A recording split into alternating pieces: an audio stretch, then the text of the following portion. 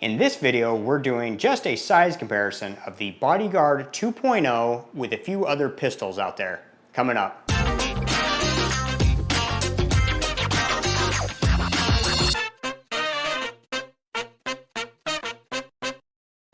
So right here we have the Smith & Wesson Bodyguard 2.0. This is a 380 pistol, but it is able to hold 10 plus 1 of 380, which is quite a bit for such a small package. Now, I wanted to compare this to a few other firearms that I own, just so that you can kind of get an idea. And before we get too crazy, all of the firearms have been safety checked. They are unloaded, except for my EDC. I know which one that is. There's nobody else here.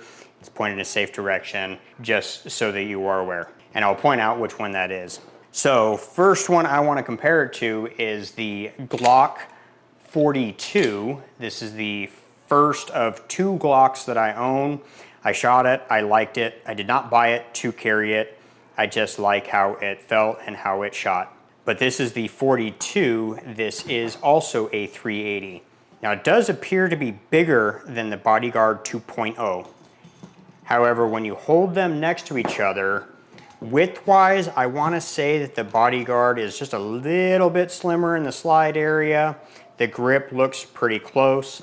Height-wise, they're pretty close to identical. Length-wise, the Bodyguard is shorter, but it definitely feels smaller in the hand. Now, they do have some pretty big differences between the two. The Bodyguard, I am able to get all 3 of my support fingers on and wrapped around. The Glock 42 with the flush mag, I cannot. I can only get part of my pinky on that grip. So that is a big, significant difference. And the magazine base plate is really smooth right here, so it really has no grip on there. What I end up having to do is use a Pierce grip extension. It does add a round to the magazine, but also extends it in order to get it on there, but then I'm making it even longer and kind of defeating the purpose of small.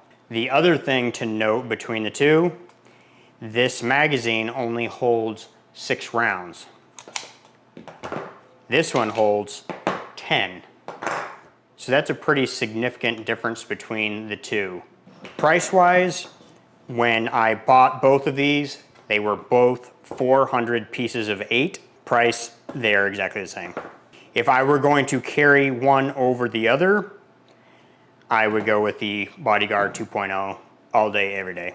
All right, so I only have one more 380 to compare it to. I used to have a Taurus TCP, and because of the career change that I went through, I was trying to thin some things out to try and keep my head above water just a little bit longer. And I do wish I had not sold that one, but yeah, we do what we have to. All right, so the next one is a Bursa Thunder 380. Now, I'm just comparing this just because it's another 380. I would never conceal carry this. I've heard issues of it not going off just because somebody had some lint in here. Yeah, it's just not something that I personally would carry. It's also got a magazine disconnect. Yeah, anyway, I'm just trying to do a quick size comparison compared to another 380, and it's one that I own. And as you can see, there's a pretty significant difference between the two: height, length, and width. There's a big difference. This one is only a 6-round magazine, single stack. This, again, is a 10-round. And here you can see that disconnect. All right, so that's it for the 380s. That's all the 380s that I have. So now I want to compare to just a couple of 9s, just for comparison's sake. We'll start with my last EDC, which was the Springfield XDS 9mm. This is a 7+1 9mm, and obviously it's significantly smaller than that. Now, you'd be total of 11 rounds of 380 versus 8 rounds of 9mm, which is better, that's debatable. If you can get 10 out of 11 rounds on target with a 380, but you can only get 4 out of 8 rounds of the 9mm on target, which is going to be better? It's not always about the first shot, but also follow-up shots. So just remember that when people are talking about the whole stopping power argument. But as you can see, the XDS is bigger, and my current EDC is smaller than this, but holds 10+1, which is this guy right here. This is the P365 flush magazine, so it's 10+1. This one is loaded, so I'm going to be very careful with it. And as you can see, the size is not terribly different.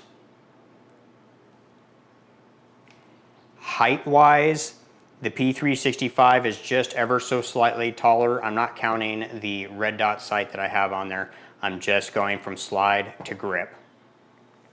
The overall height of the slide is shorter, allowing everything to be moved up, so the trigger and trigger guard is moved up, so you actually have a longer grip here than you do on the 365, allowing you to get more fingers on the grip. Now I can still get most of my pinky on the 365 grip with the 10-round magazine in here. A lot of people like the XLs because they have bigger hands. My hands are small.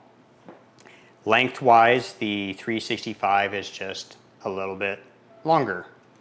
Widthwise, the 365 is definitely wider.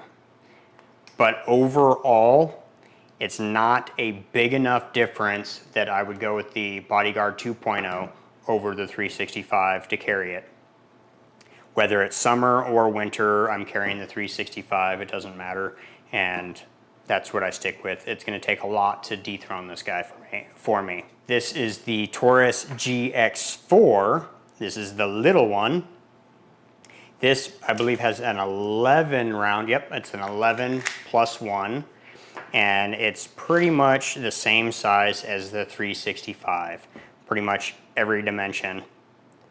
The only place that it's a little bit bigger or longer is the back side of the grip here because it's more squared off, and the 365 is angled. So height-wise, the GX4 is taller, the trigger guard's bigger, the grip is shorter because of the undercut here and how everything's moved up because of the height of the slide here. Hopefully I'm staying in frame. The slide is longer on the GX4 and it is wider. But again, we're comparing a 9mm to a 380, so it's not a fair comparison, but I'm just trying to give you guys an idea of the size. That's all. And the last thing I'll compare it to, which is no comparison at all, is the M&P 2.0 Compact Carry Comp, the 15-round grip and the compensated slide. This is not a fair comparison at all, but you can see that the M&P 2.0 is considerably smaller. It's shorter in the height, way shorter in the length, and like, I mean, I'm probably exaggerating, but like half as wide in the width. Again, it's not a fair comparison. I'm just doing it for funsies. Now I do apologize, I don't have a whole bunch of 380s that I can compare the sizes to, but I'm hoping that that will give you an idea of the size of the Bodyguard 2.0. This is a very small gun. I think my Taurus TCP might have been smaller, but I believe that one was a 6+1. And I didn't hate that gun, but unfortunately bills have to be paid, so I did what I had to do. But I'm excited to get out and shoot this. It's still gonna be a little while before I can. I go back to work in a couple of days and I'm gonna be there for 2.5 weeks this time, so it's gonna be a little while before I'm even home again, let alone trying to get out and take some of these shooting. And so that's it for this video. We'll catch you on the next project. See ya.